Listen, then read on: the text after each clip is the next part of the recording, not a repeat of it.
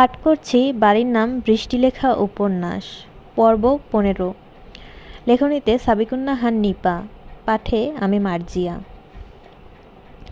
বৃষ্টি বাড়ি ফেরার সময় অঘটন ঘটালো। রিক্সা থেকে পড়ে পা মচকে গেল। ওদিকে আবিরেরও বৃষ্টিতে ভিজে জ্বর এলো। দুজনেই বিছানায় শুয়ে দুটো দিন কাটালো। দুদিন পর আবিরের জ্বর একটু কমলে বৃষ্টির খোঁজ নিল। দুলুকে জিজ্ঞেস করলো, ওই বাড়ির কী খবর রে আপা? দুলু মুখ টিপে বলল, বিশেষ একজনের খবর জানতে চাচ্ছিস নাকি ওই বাড়ির সবার? বুঝতেই যখন পারছো তখন ঢং করছো কেন? তুই হেয়ালি করে জানতে চাইলি তাই। এখন খবর জানলে বলো। তুই খোঁজ নিয়ে আয়, দেখ ওই বাড়ি ঢুকতে পারিস কি না। ঢুকতে না পারার কি আছে? ওদের বাড়ির লোকজন দলবল নিয়ে আমাদের বাড়ি আসছে, আর আমি গেলে ঢুকতে পারবো না? দুলু হাসলো। টুকুর মা আবিরদের বাড়িতে একদিনের বেশি থাকেনি। দ্বিতীয় বেলায় খেতে বসেই বলল, আবিরের মা, তোমরা খাবারে অনেক বেশি ঝাল খাও, আমার কষ্ট হয়। আবিরের মা বুঝতে পারলেন, কিন্তু কিছু বললেন না। তারপর চা খেতে গিয়ে বলল, আমাদের বাড়ির চায়ে লেবু পাতা দেয়া হয়, তাই তোমার চায়ে মজা পাই না। দুলু বলল, ফুপু, তুমি বাড়ি চলে যাও, আমাদের কোনো কিছুই তোমাদের পছন্দ হবে না। টুকুর মা মুখ ভার করে রইল। ভেবেছিল তাকে কেউ সাধতে আসবে, কেউ আসেনি। পলিন এসেছিল একবার, সেও স্বাধীনই বাড়ি যাবার জন্য। পরে নিজেই লাজলজ্জা রাগ ভুলে বাড়ি গেল। বাড়িতে ঢুকে গম্ভীর গলায় বলল, ওই মেয়েরে বলবা আমার সামনে যেন না পড়ে। এইটা আমার বাপ ভাইয়ের বাড়ি, আমি এই বাড়িই থাকবো, সে যেন আমার সামনে না পড়ে। টুকু বউ রেখে চলে গেল। প্রতি সপ্তাহে আসবে বলে গেছে। বৃষ্টি আর পলিনকে বলে গেল দেখে রাখতে। পলিন বলল, ভয় নাই টুকু ভাই, তোমার বউ কেউ নিয়ে যাবে না। টুকু লজ্জায় মাথা নুইয়ে ফেলল। পলিন সেটা দেখে হেসে ফেলল, বলল, বিয়ে শাদী করেছ এখন, একটু লজ্জা কম পাও। তুমি তো তোমার বউয়ের চেয়েও বেশি লাজুক। পলিনের কথা সত্যি। নীলুফার চটপটে মেয়ে, কদিনের সবার সঙ্গে ভাব জমিয়ে ফেলেছে। পলিনের সঙ্গে ভাব জমেছে বেশি। এছাড়া দাদি, রেনু, বৃষ্টির মা এদের সঙ্গেও খাতির জমাতে ব্যস্ত। রান্নাঘরের টুকটাক কাজেও সাহায্যও করে। সবার জন্য সকালের চাও নিজে বানায়, শুধু শাশুড়ির থেকে দূরে থাকে। তার সামনে খুব একটা পড়ে না।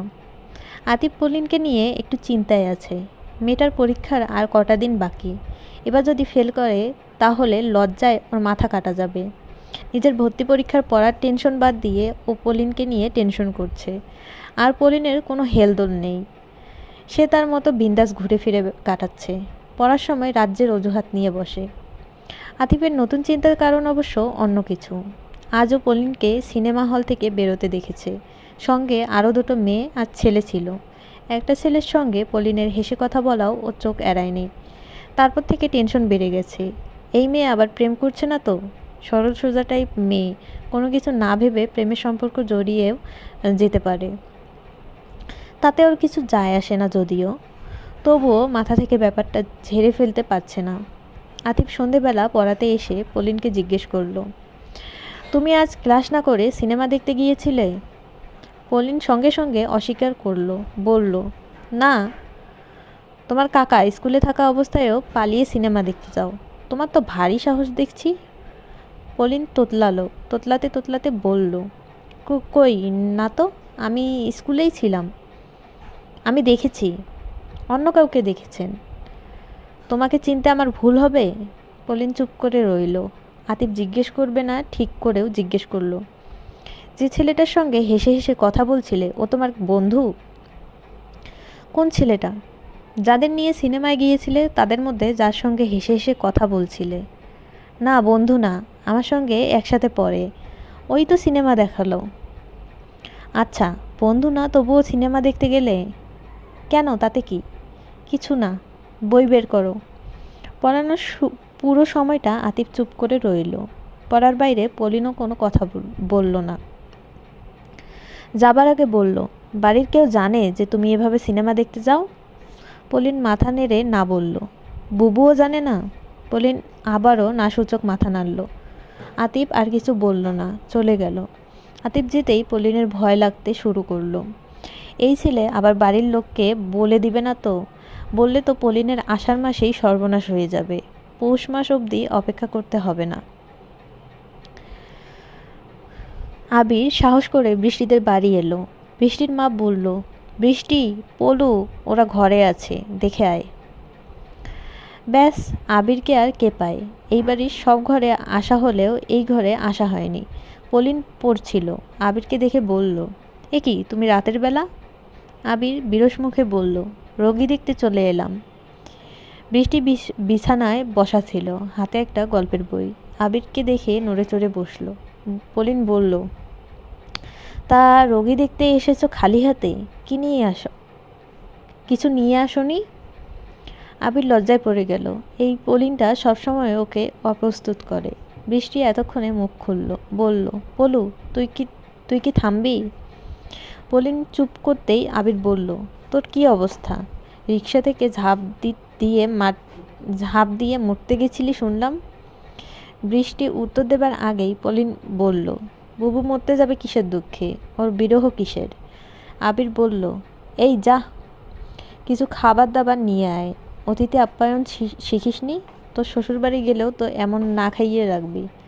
পলিন মুখ বাঁকিয়ে বলল, বললেই হয় যে বুবুর সঙ্গে তোমার ব্যক্তিগত কথা আছে। আবির মারমুখী হয়ে উঠে বলল, ওরে ফাজিল, দাঁড়া, এই বয়সে ব্যক্তিগত কথা শিখে গেছিস। পলিন চলে গেল। পলিন যেতেই বৃষ্টি বলল, কেন এসেছো? তোকে দেখতে। আচ্ছা, দেখা হয়ে গেলে বিদায় হও। আবির হেসে ফেলল, বলল, রাগলে তোকে একরকম লাগে, আর অভিমান করলে আরেক রকম। ফালতু কথা, শেষ হলে বিদায় হও। আর শোনো, তুমি হয়তো ভেবে বসে আছো যে কথা দিয়ে আমাকে দুর্বল করবে। সেটা ভেবে থাকলে ভুল করছো। আবির আবারও হাসল, বলল, তুই যে দুর্বল হবার মেয়ে না সেটা আমি আগেই জানি। দুর্বল হলে আমার চোখের পানি দেখেই দুর্বল হতি।